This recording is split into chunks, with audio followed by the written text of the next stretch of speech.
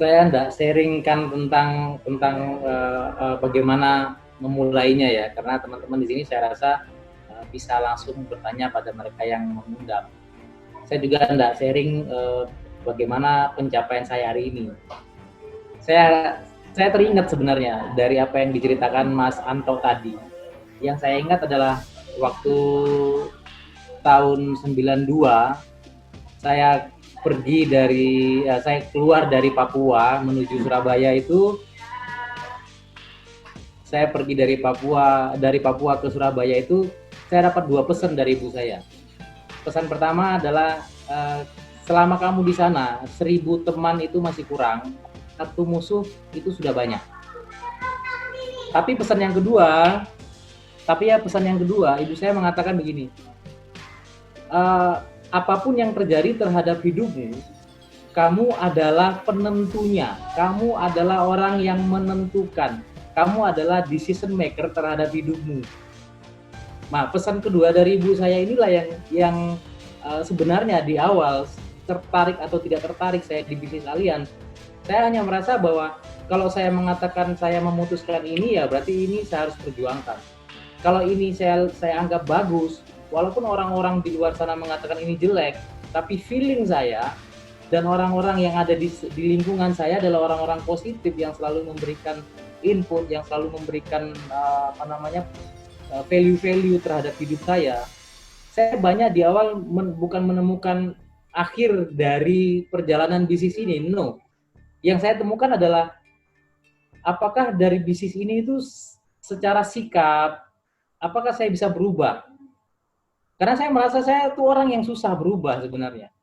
Nah, keputusan saya waktu ibu saya mengatakan bahwa saya adalah penentunya, maka ketika ada beberapa hal yang menjadi penghambat saya di bisnis ini, kembali lagi adalah kalau saya tidak memutuskan sesuatu yang bisa merubah hidup saya, so apa yang harus saya lakukan? Saya mencoba membuat gambaran ya, kira-kira untuk merubah hidup saya selanjutnya itu saya harus melakukan apa? Saya juga tidak alergi sebenarnya dengan bekerja keras itu, saya tidak alergi. Toh di luar Allianz pun saya pernah kerja keras gitu. Di luar bisnis ini pun saya juga pernah bekerja keras.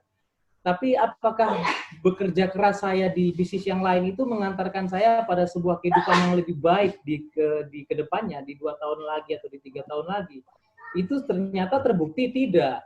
Faktanya ketika saya pernah menjadi seorang yang punya materi, saya hidup tidak kekurangan sedikit pun, toh saya ada satu fase di mana saya harus jatuh. Sama seperti saya juga main trading.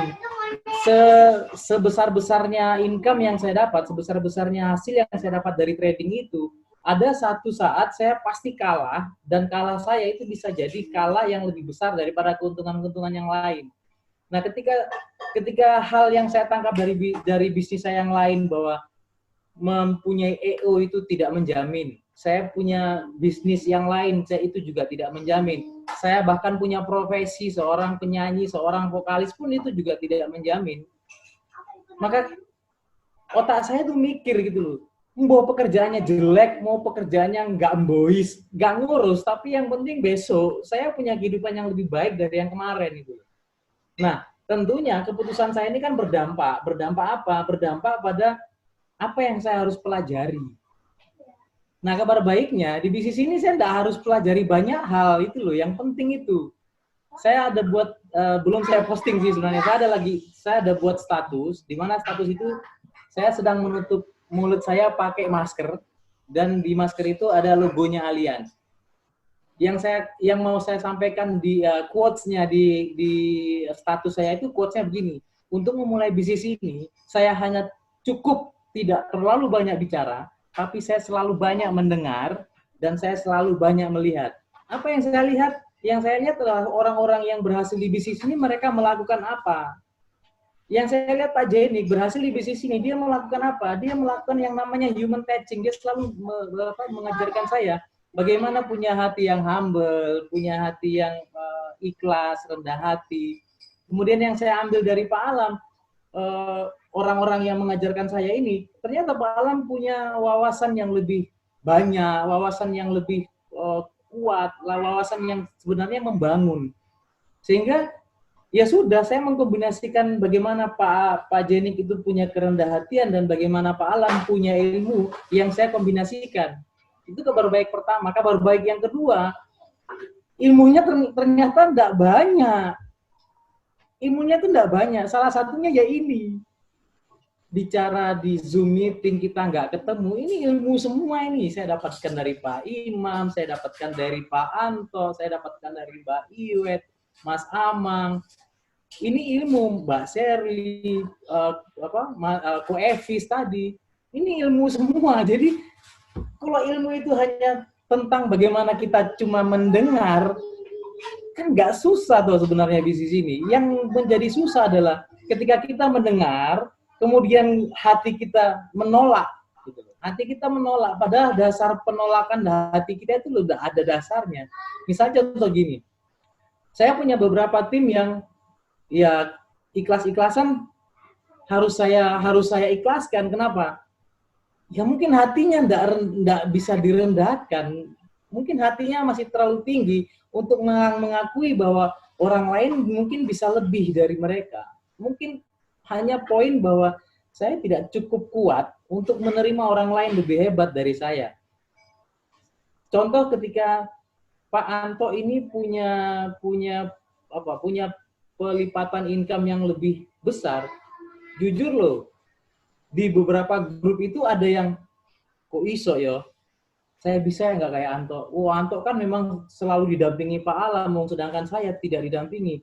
Halo, yang membuat Pak Alam mau mendampingi Mas Anto itu bukan Pak Alam yang mau mendampingi, tapi karena Mas Anto yang mendekat gitu loh. Nah teman-teman di sini yang mau mendapatkan hasil besar, yang mendekatlah gitu loh. Jangan menunggu guru datang, karena harus siap dulu seorang murid baru guru bisa datang, kan itu ceritanya. Nah di bisnis ini kalau secara sederhana saya tutup mulut saya dan membuka telinga saya, artinya ojo kakean ngomong, rungokno. Ojo kakean ngomong, deloken, kan gitu. Nah teman-teman, saya hari ini juga happy. Ada Mbak Vivi, ada Mbak Fitri dari Hong Kong, ada Mbak Diana dari Hong Kong juga. Ada Mawar yang sebenarnya menurut saya sangat punya potensi loh di bisnis ini. Karena Mawar cukup dekat dengan saya. Sayang karena dari fase melahirkan harusnya punya waktu yang tidak banyak lagi karena dicurahkan semuanya ke anak. Tapi at least buat saya, kebahagiaan di bisnis ini buat saya adalah bukan karena saya punya income yang besar, tapi melihat orang bertumbuh, melihat orang mengambil keputusan, kemudian melihat orang berjuang untuk memperjuangkan keputusannya itu. Dan hati saya akan semakin happy, senang ketika mereka dapatkan sesuatu dari sini. Dan sesuatu dari mereka, saya nggak minta, dan itu betul-betul kami ikhlas ngasihkannya. Saya yakin Pak Anto tadi melakukan edukator atau testimoni di acara Bisnis Talk, banyak orang-orang di luar sana yang punya punya kesadaran dan mereka akhirnya ikut berjuang. Pertanyaannya, Mas Anto ikhlas nggak ngomong seperti itu sehingga orang lain mendapatkan hasil? 100% saya jamin Mas Anto pasti ikhlas. Mbak Iwet pasti ikhlas. Apalagi bisnis ini nggak bisa kita tolak loh. Karena kita ikhlas, Allah memberikan kita tambahan. Berapa? 17%. Dan itu teman-teman jangan merasa begini. Saya kan memberikan kontribusi yang banyak ke upline saya. Jangan salah, yang ngasih itu bukan Anda, yang ngasih itu Allianz. Jadi jangan sampai kita mendengar ada orang bilang, dia punya hasil besar kan saya ngasih 17%. Ngasih dari mana? Dari Hong Kong. Ada orang Hong Kong. Orang Hong Kong ngasih enggak kan? Nah, ini dia. Jadi bagaimana bisnis yang kita kembangkan hari ini membantu orang lain justru sebenarnya membantu diri kita sendiri.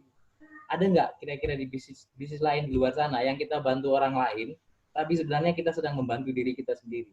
Nggak ada. Yang ada adalah kamu jangan sampai ada di posisiku. Kenapa? Karena nanti rezekiku berkurang. Kamu di sana dulu aja. Nggak ada yang namanya, ayo kamu bareng-bareng sama kita. Nggak ada. Ini bisnis yang kita cari sebenarnya. Dan bisnis seperti ini nggak akan pernah mati 5 tahun lagi, 10 tahun lagi. Bahkan sampai kita nggak ada pun nggak akan pernah mati. Jadi perjuangkan. Walaupun kecil, walaupun dapatnya nggak banyak hari ini, jangan berhenti. Kalau kita sepeda berhenti, yang ada adalah jatuh. Tapi kalau sepedaan, walaupun pelan, pasti sampai. Setuju nggak teman-teman? Setuju ya? Nah, kalau setuju, kita kembalikan ke Pak Alam. Terima kasih Pak Alam. Oke, terima kasih Pak Barus. Sesi penutup yang sangat berharga buat kita semua. Saya rasa ini sudah cukup buat Anda semua. Mudah-mudahan kita minggu depan akan dimudahkan, dikuatkan untuk bisa mencapai apa yang kita harapkan bersama-sama. Sebaik-baik manusia adalah yang memberikan manfaat untuk orang lain. Terima kasih atas waktunya. Kami mencintai Anda semua. Assalamualaikum warahmatullahi wabarakatuh.